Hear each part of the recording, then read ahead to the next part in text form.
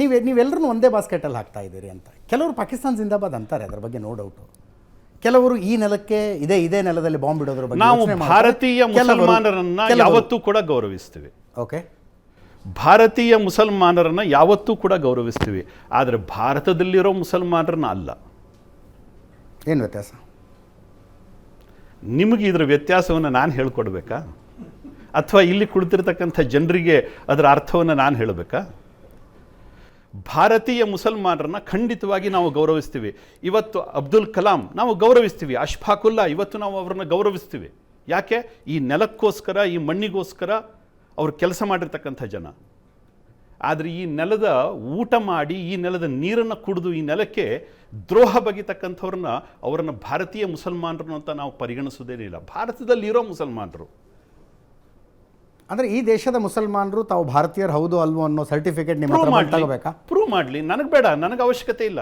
ಆದರೆ ಪ್ರೂವ್ ಮಾಡಲಿ, ಬದುಕಲಿ, ಎಲ್ಲರ ಜೊತೆಗೆ ಸಮಗ್ರವಾಗಿ ಸಮಷ್ಟಿಯಿಂದ ಪ್ರೀತಿಯಿಂದ ನೆಮ್ಮದಿಯಿಂದ ಬದುಕಲಿ. ಪ್ರೂವ್ ಮಾಡೋ ಬರ್ಡನ್ ಮುಸ್ಲಿಮರ ಮೇಲೆ ಮಾತ್ರನಾ, ಕ್ರಿಶ್ಚಿಯನ್ರ ಮೇಲೆ ಮಾತ್ರ? ತಮ್ಮ ದೇಶ ಹಿಂದೂ ಸಮಾಜ ಇವತ್ತು ದೇಶದಲ್ಲಿ ಆಗಿರತಕ್ಕಂಥ ಗೊಂದಲಗಳಿಗೆ, ದೇಶದಲ್ಲಿ ಅಂತ ಬಿಟ್ಬಿಡಿ, ಇಡೀ ಜಗತ್ತಿನಲ್ಲಿ ಭಯೋತ್ಪಾದನೆ ಯಾರಿಂದ ನಡೆದಿದೆ? ದೇಶದಲ್ಲಿ ಮೊದಲು ಗಲಾಟೆಯನ್ನು ಶುರು ಮಾಡ್ತಕ್ಕಂಥವ್ರು ಯಾರು? ದೇಶದಲ್ಲಿರ್ತಕ್ಕಂಥ ಎಲ್ಲ ರಾಜ್ಯಗಳಲ್ಲಿರ್ತಕ್ಕಂಥ FIR ಅನ್ನು ತೆಗೆದು ನೋಡಿ, 99.99999% ಗಲಾಟೆ ಯಾರು ಶುರು ಮಾಡಿದ್ದಾರೆ? ಎಲ್ಲಾದರೂ ರಂಜಾನ್ ಮೆರವಣಿಗೆ ಮೇಲೆ ಕಲ್ಲು ಹೊಡೆದಿರತಕ್ಕಂಥ ದಾಖಲೆಗಳಿದೆಯಾ? ಎಲ್ಲಾದರೂ ಮಸೀದಿಗೆ ಹೋಗಿ ನಾವು ಗಲಾಟೆ ಮಾಡಿದ್ದೀವಿ, ನಾವಾಗಿಯೇ ಹೋಗಿ ಗಲಾಟೆ ಮಾಡಿದ್ದೀವಿ ಹಿಂದೂಗಳು ಅನ್ನುವಂಥ ದಾಖಲೆಗಳಿದೆಯಾ? ಆದರೆ ಪ್ರತಿಯೊಂದು ಕಡೆ ಇವತ್ತು ಕೂಡ ಅದೆಷ್ಟೋ ಗಣಪತಿ ವಿಸರ್ಜನೆಯನ್ನು ಮಾಡಬೇಕಾದ್ರೆ ಪರ್ಮಿಷನ್ ತಗೋಬೇಕು, ಜಿಲ್ಲಾಡಳಿತದಲ್ಲ, ಅಲ್ಲಿಯ ಮಸೀದಿಗಳು ಪರ್ಮಿಷನ್ ತಗೋಬೇಕು. ಆದರೂ ಕೂಡ ಹಿಂದೂಗಳು ಸಹಿಸ್ಕೊಂಡು ಮಾಡ್ತಾರಲ್ಲ ಪ್ರತಿ ವರ್ಷ. ಇವತ್ತು ಚಾಮರಾಜನಗರದಲ್ಲಿ ಹೋಗಿ ನೋಡಿ, ಖಡಕ್ ಮೊಹಲ್ಲಾ ಮಸೀದಿ ಎದುರುಗಡೆ ಒಂದು ಸಾರಿ ಗಣೇಶನನ್ನು ಇಟ್ಟರೆ ಅದೆಷ್ಟು ವರ್ಷಗಳ ಕಾಲ ಇರುತ್ತೆ ಗಣೇಶ ಅಂತ?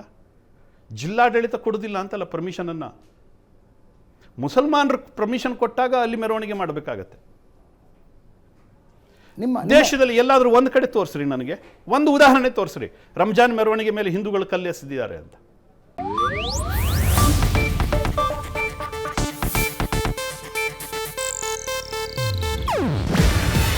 ಇದು ಏಷ್ಯಾನೆಟ್ ನ್ಯೂಸ್ ನೆಟ್ವರ್ಕ್ ಪ್ರಸ್ತುತಿ.